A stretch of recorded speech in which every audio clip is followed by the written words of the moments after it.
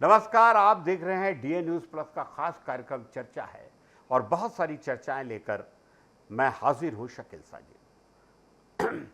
छत्तीसगढ़ की राजधानी रायपुर इस वक्त भीषण गर्मी की चपेट में है, जहां दिन ही नहीं अब रातें भी लोगों के लिए तकलीफ का सबब बन चुकी है। रविवार को शहर का तापमान 44 डिग्री सेल्सियस दर्ज किया गया, जिसने पिछले साल का भी रिकॉर्ड तोड़ दिया है। हैरानी की बात यह है कि पिछले साल ये तापमान 22 अप्रैल को दर्ज हुआ, वहीं इस बार गर्मी में 3 दिन पहले ही अपना रौद्र रूप दिखा दिया है। गर्मी का असर सिर्फ दिन तक सीमित नहीं है, रात में भी लोगों को राहत नहीं मिल रही। रविवार की रात न्यूनतम तापमान 29.9 डिग्री दर्ज किया गया, जो सामान्य से करीब 5 डिग्री ज्यादा है। मौसम विभाग इसे वार्म नाइट यानी उष्ण रात्रि कह रहा है, जहां रात में भी लू जैसे हालात बने रहते हैं। प्रदेश के अन्य हिस्सों की बात करें तो राजनांदगांव इस वक्त सबसे गर्म जिला बन गया है, जहां तापमान 44.5 डिग्री पहुंच गया है। वहीं रायपुर, बिलासपुर और दुर्ग संभाग में लू और अंधड़ की दोहरी मार जारी है। सुबह 10 बजे से ही तेज गर्म हवाएं चलने लगती है, जो दोपहर तक खतरनाक लू का रूप ले लेती है। अगर पिछले 10 साल के आंकड़ों पर नजर डालें तो साफ दिखता है कि हर साल गर्मी का ये प्रकोप बढ़ता जा रहा है और इस साल गर्मी ने एक नया रिकॉर्ड बना दिया है। मौसम विभाग के मुताबिक सोमवार से मौसम में हल्का बदलाव संभव है, लेकिन फिलहाल राहत की कोई बड़ी उम्मीद नजर नहीं आ रही है। ऐसे में जरूरी है कि आप खुद का ख्याल खुद रखें, बिना जरूरत घर से बाहर ना निकले, ज्यादा से ज्यादा पानी पिए, बच्चों, बुजुर्गों और महिलाओं को घर से बाहर निकलने ज्यादा न दें, बिना काम के और लू से बचाव के सभी उपाय जरूर अपनाएं। छत्तीसगढ़ के कोरबा में एक और बड़ा हादसा, राखड़ बांध फूटने से हड़कंप मचा है। इस हादसे में प्लांट के ऑपरेटर की मौके पर ही मौत हो गई है, जबकि राखड़ का जहरीला पानी बहकर हसदेव नदी में मिल गया है। इससे पर्यावरण और आसपास के गांव के लिए पानी और पीने के पानी का गंभीर खतरा पैदा हो गया है। जानकारी के मुताबिक ये घटना प्रगति थर्मल पावर स्टेशन में हुई, जहां राखड़ बांध अचानक फूट गया और देखते ही देखते इलाके में अफरा तफरी मच गई। स्थानीय लोगों का दावा कि इस हादसे को लेकर पहले ही चेतावनी दी गई थी, लेकिन जिम्मेदार लोगों ने, प्रबंधकों ने इसे नजरअंदाज कर दिया। हादसे के बाद गांव में आक्रोश फैल गया। बड़ी संख्या में ग्रामीण मौके पर पहुंचे और शव को उठाने से रोक दिया। लोगों की मांग है कि मृतक के परिवार को तत्काल 30 लाख रुपए का मुआवजा दिया जाए और परिवार के एक सदस्य को नौकरी भी दी जाए। करीब 5 घंटे तक मौके पर हंगामा चलता रहा। स्थिति बेहद तनावपूर्ण बनी रही, लेकिन प्रशासन और कंपनी के अधिकारियों के समझाने के बाद आखिरकार ये मामला शांत हुआ। जानकारी के मुताबिक परिवार के एक सदस्य को नौकरी देने पर सहमति बन गई है, जबकि मुआवजे को लेकर भी अभी आश्वासन दिया गया है। इस घटना ने एक बार फिर पूरे क्षेत्र में औद्योगिक सुरक्षा और निगरानी व्यवस्था पर गंभीर सवाल खड़े कर दिए हैं। साथ ही हसदेव नदी में राखड़ मिलने से पानी की गुणवत्ता और लोगों की सेहत को लेकर चिंता बढ़ गई है। प्रशासन ने पूरे मामले की जांच के आदेश दे दिए हैं और बोल रहे हैं कि जिम्मेदारों पर कार्रवाई की जाए।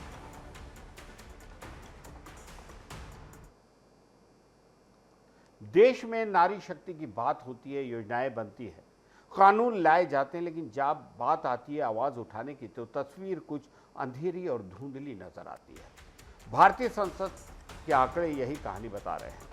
संसद में कुल 543 सांसद है, लेकिन इनमें सिर्फ 75 महिला सांसद, यानी करीब 14%। यह आंकड़ा अपने आप में बताता है कि आधी आबादी का प्रतिनिधित्व अभी भी संपूर्ण नहीं है। अब बात करते हैं नारी शक्ति वंदन विधेयक की, जिस पर पूरे देश की नजर थी। इस विधेयक पर कुल 131 सांसदों ने सदन में अपनी बात रखी, लेकिन इनमें सिर्फ 56 महिलाएं थी, यानी महिलाओं से जुड़े इस बड़े मुद्दे पर भी पुरुष सांसदों की संख्या ज्यादा रही। बजट सत्र के आंकड़े और भी चौंकाते हैं। 543 में से 425 सांसदों ने अपनी आवाज उठाई, जबकि 118 सांसद या तो खामोश रहे या गैर हाजिर। महिला सांसदों की बात करें तो सिर्फ करीब 40% ही सदन में बोल सके। हालांकि एक सकारात्मक पहलू भी है। प्रश्नकाल और शून्यकाल में महिला सांसदों की सक्रियता बढ़कर करीब 57% तक पहुंच जाती है। यानी जब मौका मिलता है तो महिलाएं अपने मुद्दों को मजबूती से उठाती है, इसमें कोई शक नहीं। लेकिन बड़ा सवाल यही कि क्या महिलाओं को बराबरी से बोलने का वक्त और अवसर मिल रहा है? या फिर राजनीतिक प्राथमिकताओं में उनकी आवाज कहीं दब जाती है। देश में नारी शक्ति का जश्न तभी पूरा होगा जब संसद में भी इनकी आवाज बराबरी से और दमदारी से गूंजेगी। एक बड़ी अच्छी सी खबर, जी हाँ, महंगाई अब सिर्फ रसोई तक सीमित नहीं है, इसका असर खेलों पर भी साफ दिखने लगा है।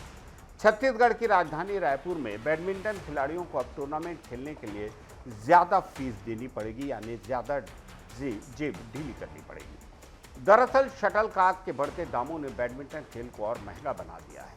इसी वजह से छत्तीसगढ़ बैडमिंटन संघ की सामान्य सभा में खिलाड़ियों की प्रवेश फीस बढ़ाने का फैसला लिया गया है। संघ की सहसचिव और बेहद ख्याति प्राप्त पूर्व अंतर्राष्ट्रीय खिलाड़ी कविता दीक्षित के मुताबिक एक डिब्बे में 12 शटलकॉक होते हैं और एक सिंगल मैच में ही 3 से 4 शटल खत्म हो जाते हैं, यानी एक मैच में पूरा डिब्बा खर्च होता है। वहीं डबल्स मुकाबलों में तो इसकी खपत और भी ज़्यादा होती है, कभी कभी एक सेट में 3 डब्बे तक इस्तेमाल हो जाते हैं। यही वजह है कि अब सिंगल्स टूर्नामेंट की एंट्री फीस 500 रुपये से बढ़ाकर 800 रुपये कर दी गई है, जबकि डबल्स के लिए फीस 1500 रुपये तय की गई है। अगर नेशनल स्तर की बात करें तो वहाँ शटलकॉक की कीमत 11,000 रुपये प्रति डिब्बे तक पहुँच जाती है। हालांकि बैडमिंटन एसोसिएशन ऑफ इंडिया आयोजकों को कुछ रियायत देकर इसे करीब 8,000 रुपये में उपलब्ध कराता है। उधर अच्छी खबर ये भी है कि रायपुर में जल्द ही राष्ट्रीय स्तर की बड़ी बैडमिंटन प्रतियोगिताएं होने जा रही हैं। सितंबर में पश्चिम क्षेत्रीय अंतर्राज्यीय स्पर्धा और नवंबर में अंडर 11 राष्ट्रीय प्रतियोगिता का आयोजन भी राजधानी में किया जाएगा, ऐसा सूत्र बता रहे हैं। इसके अलावा राज्य भर में अगस्त से फरवरी तक अलग अलग जिलों में जूनियर, सीनियर और वेटरन बैडमिंटन प्रतियोगिताएं आयोजित होंगी। तो साफ है, एक तरफ जहां बैडमिंटन के खेलने का दायरा बढ़ रहा है, वहीं बढ़ती लागत खिलाड़ियों के लिए लगातार नई चुनौती बनती जा रही है।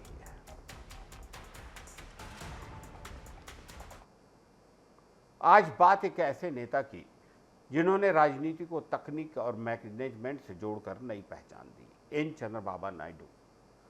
चंद्रबाबू नायडू, जिन्होंने देश का पहला आईटी सीएम भी कहा जाता है। 25 अप्रैल 1950 को आंध्र प्रदेश में जन्मे नायडू ने छात्र जीवन से ही नेतृत्व के गुण दिखाए और 1978 में पहली बार विधायक बने। बाद में तेलुगु देशम पार्टी से जुड़कर उनका राजनीतिक कद तेजी से बढ़ा। 1995 में मुख्यमंत्री बनने के बाद उन्होंने हैदराबाद को आईटी हब बनाने की दिशा में बड़े कदम उठाए। इंफ्रास्ट्रक्चर और डिजिटल सेवाओं पर उनका खास फोकस रहा। चंद्रबाबू नायडू की पहचान एक ऐसे नेता की रही है जो विकास और टेक्नोलॉजी को प्राथमिकता देते हैं। हालांकि आलोचक उनके कॉरपोरेट फ्रेंडली कल्चर का बताते हैं। 2014 में राज्य विभाजन के बाद उन्होंने अमरावती को नई राजधानी के रूप में विकसित करने का विजन भी रखा।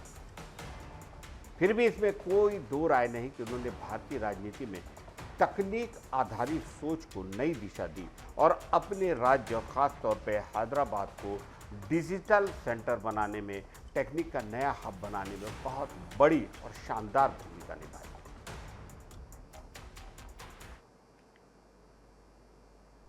एक और खेल से जुड़ी खबर, छत्तीसगढ़ की राजधानी रायपुर में गर्मी अपने चरम पर है।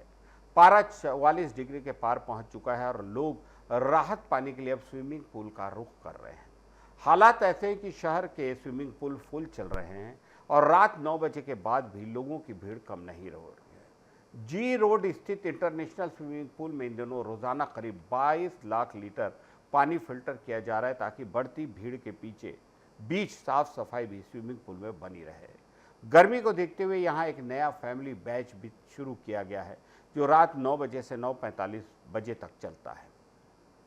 पहले यहाँ आखिरी बैच शाम तक खत्म हो जाता था, वहीं अब देर रात तक लोग तैराकी का आनंद ले रहे हैं। बच्चों से लेकर बुजुर्ग और प्रोफेशनल तक हर उम्र के लोग गर्मी और तनाव से राहत पाने के लिए पूल में वक्त बिता रहे हैं। हाल ही की एक बड़ी समस्या भी सामने आ रही है। पुल का डाइविंग सेक्शन साल 2014 से बंद पड़ा है, जिससे प्रोफेशनल तैराकों की प्रैक्टिस प्रभावित हो रही है। इसके बावजूद मेंटेनेंस पर हर साल लाखों रुपए खर्च हो रहे हैं। वहीं खिलाड़ियों को राहत देने के लिए कुछ छूट भी दी जा रही है, लेकिन सुविधाओं की कमी अब भी सवाल लगातार खड़े कर रही है। स्पष्ट है कि बढ़ती गर्मी के बीच स्विमिंग पूल लोगों के लिए राहत का सबसे बड़ा जरिया बन चुके हैं, लेकिन साथ ही बेहतर सुविधाओं और मेंटेनेंस की जरूरत भी महसूस की जा रही है लगातार। फिर से खैर खबर, खास खबर। रायपुर में एक बार फिर क्रिकेट का सबसे बड़ा महाकुंभ लौट के आ रहा है। इंडियन प्रीमियर लीग के तहत 10 और 13 मई को राजधानी में 2 बड़े मुकाबले खेले जाएंगे, जिसमें रॉयल चैलेंजर बेंगलुरु की टीम मैदान पर उतरेगी।